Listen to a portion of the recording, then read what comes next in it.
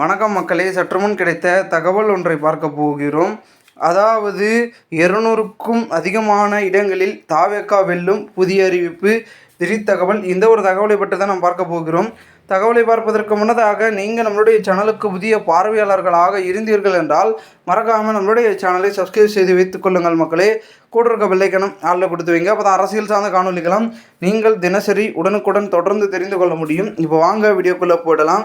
தற்பொழுது பெரும் விதத்தில் இருந்து கொண்டிருக்கக்கூடிய தமிழக வெற்றிக் கழகத்தில், அதாவது விசில் புரட்சியால் 200க்கும் அதிகமான இடங்களில் தாவேகா வெல்லும் என செங்கோட்டையன் அவர்கள் தெரிவித்திருந்தார். அதாவது பழனியில் பேசிய செங்கோட்டையன், பசுமை புரட்சி வெண்மை புரட்சி போல் தமிழகத்தில் விசில் புரட்சி நடந்துள்ளது. தாவேகா நிச்சயம் அரியணை ஏறும் என்றார். தாவேகா ஆட்சி அமைக்க முடியாது என்ற விமர்சனங்களுக்கு பதிலளித்த செங்கோட்டையன், தாவேகா வெற்றியை யாராலும் தடுக்க முடியாது, அந்த விமர்சனங்கள் அல்வா பேச்சுக்களாகவே இருக்கும் எனவும் கூறிய செங்கோட்டையன் அவர்கள் 200க்கு மேல் வெற்றி பெறுவார் என்று சொல்லி பொதுமக்களிடையே மேலும் ஒரு எதிர்பார்ப்பை அதிகரிக்க வைத்துள்ளார். இது மட்டும் இல்லாமல் பெரும் விதத்தில் விஜய்க்கான ஆதரவு தமிழகத்தில் அதிகப்படியாகவே இருந்து கொண்டிருப்பதாக ஒரு பக்கம் கூறப்படுகிறது.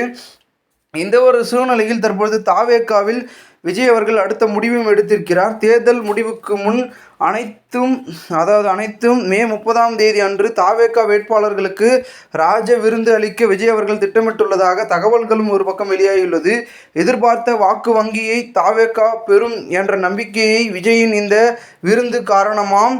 முன்னதாக வாக்குப்பதிவு முடிந்த மறுநாளே அனைத்து வேட்பாளர்களும் மாவட்ட நிர்வாகிகளுடன் விஜய் காணொலியில் ஆலோசனை நடத்தியிருந்தார் என்றும் தற்போது தாவேகாவிலும் அரசியல் வட்டாரத்தில் பேசப்பட்டது.